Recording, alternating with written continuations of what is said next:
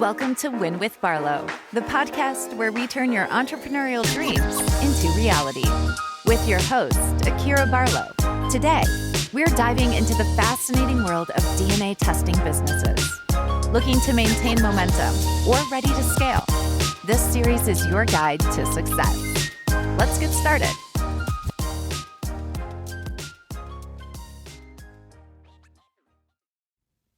Hey cousins, and welcome back to the podcast. In today's episode, I'm going to be breaking down exactly how you can start your own private drug testing agency with no experience, no office location, and it's also felon friendly. So go ahead, grab your pen and paper so that you can take some notes. And while you're doing that, go ahead and hit the like button, subscribe to the channel, leave me a comment, and let me know how this helped you in your business, how this got your mind going to make some money outside of your 9 to 5. You know, it's 2026. We got to be all about the coin, okay? So let's go ahead and dive right into it. It's just a few steps. I think I can get it down in about maybe 9-10 steps. I hope so. Let's do it. Step number 1. All right. First, I want you to pick your lane and I want you to pick your business model. Now, what do I mean by that? Now, before you buy any supplies, okay, before you decide on what building you want, all of that, before you do all of that, I need you to decide exactly what are you going to be focusing on? What's going to be your lane? And I say that because drug testing can go in so many different ways. There are some drug testing companies that literally are focused on connections with caseworkers and CPS and the state and all of that, right? And then, of course, there are some agencies that are completely reliant on other employers, actual doing drug screens for DOT, industry sector. Like, it's so many ways that you can take this. So what is going to be your model? Are you going to be someone who provides just on-site employer testing? Are you doing in-office collections? Are we just doing rapid drug testing services? Are we doing a combination of all of this? So figure out exactly what your lane is. Typically, of course, when people are first getting started, we're always focused on just mobile collections and probably doing employer on-site testing, which is awesome. So just figure out exactly what your lane is going to be and decide on how you're going to make it happen. If you're going to have a brick and mortar location or if you're going to offer mobile services. And while you're picking out your lane and your business model, go ahead and do your preliminary background research. Go ahead and take a look on Google and see who is offering what, how much are they charging, are they mobile, what are their prices. Look and kind of see who they may already be working with. You want to kind of do some background research because you need to be informed about your competition and informed about your outsourcing network, okay? Step number 2. I think it's best if you go ahead and just choose exactly what services that you plan to offer in the business and then just create a clean service menu of what you plan to offer. So if you're going to be offering urine drug screens, how are we doing it? Are we doing lab-based urine drug screens with confirmation testing through a lab? Are we doing rapid drug screens just through instant cups? What's our setup? Are we doing hair follicle drug collections? Are we doing nail drug testing collections? Alcohol and like, what are you going to be doing, right? And once you know exactly what services you know you want to offer, that's going to allow you to figure out exactly what labs you need in order to make this happen. Now, before we get to our lab partnership, step number 3, I want you to go ahead and figure out what your state and local requirements are going to be. I do recommend go ahead and finding out if you need a CLIA application for any of the services that you're going to be offering. Go ahead and take a look at any sort of like rules for any alcohol testing devices or reporting these. Like, find out through the state if there's anything special. Do you need a business license, a business permit? It's not a one size all fit kind of business in every state, so keep that in mind, okay? All right. Now we're going to go ahead and actually form our business. We've done our preliminary research. We know what we're offering. We know what we're going to do. And we're going to go ahead and form the business. So go ahead and choose a business name. I always tell people, choose something that is credible, something that is strong, something that can get the attention of an employer or a company. Register the business, get your EIN, open a business bank account, set up their business phone number and email address, get you a simple website, a payment processor, register with SAM.gov, register with your state as a vendor, do all the preliminary things, okay? I would even register with the Better Business Bureau. I would really just be on my A game. I would even go ahead and get my business certifications like woman owned, minority owned, all of that. I would secure those as well.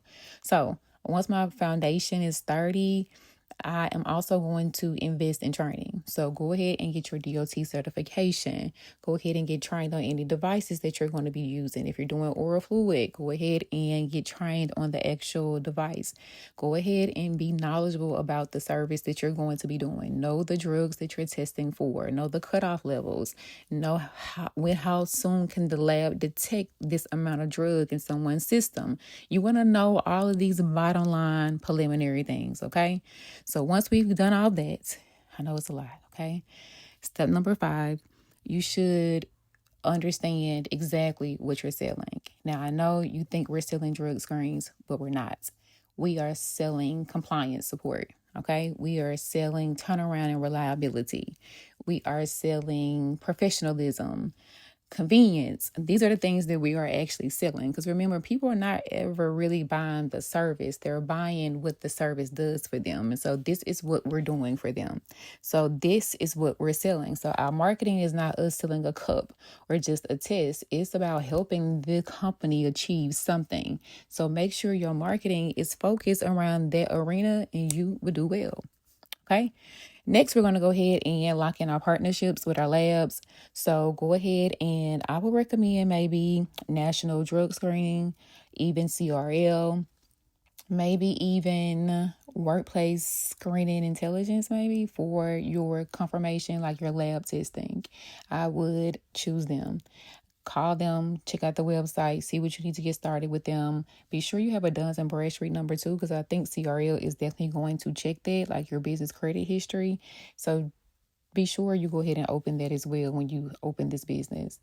And compare the pricing, see who charges what for what and how much and what the turnaround time is. And, look at all of that and see which one is the most appealing for your business. And once you have that, we can now actually set our price points, because now we can look at what everyone else is charging in the area for each of those services, kind of do a little average, look at what our lab is charging us and upsell based on those 2 factors. Got our price list, we got our lab, we got our business partnership, we got everything in place. Now we just need some paperwork, okay? So go ahead and get some bottom line things in place. And when I say bottom line things, I mean like a client intake form or a donor consent form for your non-DOT testing. You don't need a sign-in sheet or sign-in form for a DOT test, okay? Go ahead and create some things for your business. Like, what's your refund policy like? What's your cancellation policy like? Do you have any after hours or emergency services policies? What if you have to retest somebody? What is that policy going to look like?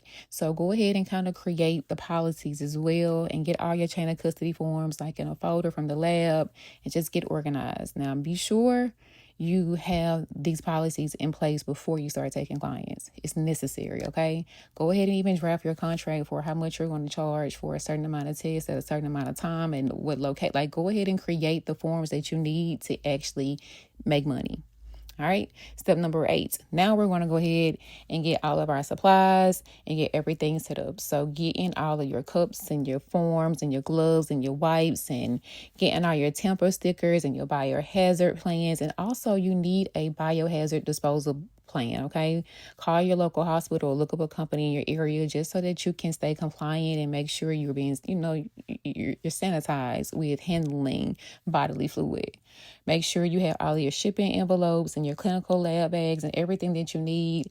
Get all your administration tools together, like your mobile printer, your clipboards. Get all that stuff together. Have it ready to go. And you're also going to need a work badge. It needs to have your picture on it. It needs to actually show what your position is with the company, okay?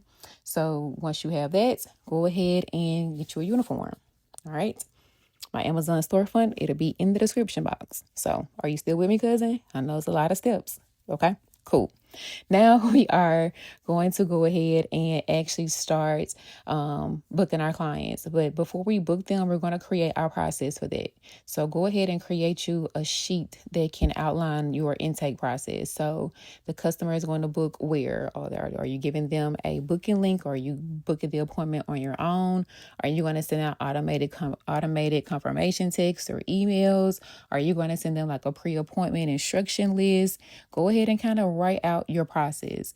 Give them information in regards to what the turnaround time will be for their results. How are the specimens being stored before they go to the lab? How do you handle any like reschedules? What if someone doesn't want to participate anymore and you've already collected one sample from someone else in a DNA test? Go ahead and get your policies together so that we can now start making some money. Okay. And lastly, of course, it's time to actually make the money. So we are going to actually start marketing this service to the right buyers. And you have to understand that drug testing money is really like business to business in order for you to see it. Like, it's not really a service, I think, that's just open to the public to make a lot of money. Like, contracts with companies and working with different agencies is the best way to keep your money consistent. So try to network with maybe some trucking and transportation companies, your staffing agencies, home health care agencies, even like your like rehab and counseling offices. I have partnered recently with a lot of like independent therapists. So maybe consider those, even your schools and athletic programs. So that is a general scope on how you can start your own private drug testing agency. Of course, you need a little bit more training, of course, on the actual process and the steps. But for the most part, this should help you go ahead and get everything together. If you're looking for any DOT certification options, be sure to check out the description box. I do have information there where you can take the course and be able to get certified. So check it out. If you are interested in just learning more in general about the lab service space as well, you can always visit learnfrombarlow.com to check out my 2026 offerings. So I hope this has helped you. I hope you start your own private drug testing agency, and I'll see you in the next episode.